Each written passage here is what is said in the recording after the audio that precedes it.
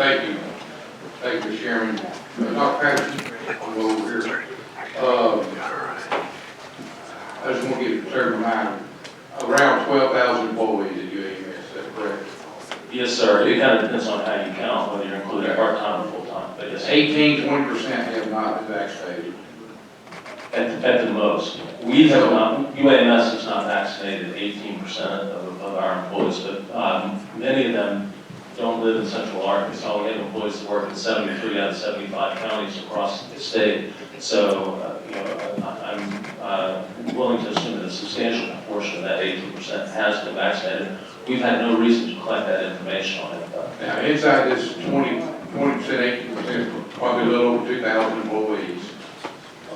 How many, is that included the religious exemptions, or is that outside the religious exemptions? No, because we have not asked for a religious exemption until the CMS guidance came along. So this is total that's not been vaccinated, and does not deal with religious exemptions yet. I'm sorry, I didn't understand that.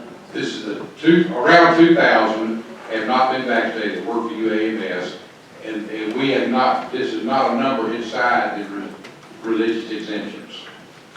Right, it's less than 2,000, so somewhere south of 2,000, and we have not had any requirement for vaccination, so there's been no reason for our employees to ask for a religious exemption. So nobody's asked for one yet? Well, we now have, I believe as of this morning, 111 requests. Okay, and your testimony was nobody at UAMS has ever been denied religious exemptions on a vaccine? I can only speak for the time that I've been on watch. Okay. Has anybody ever been denied a medical exemption?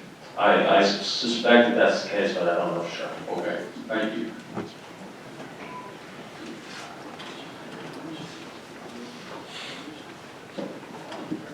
Representative Lowry, recognized for questions. Thank you, Mr. Chair.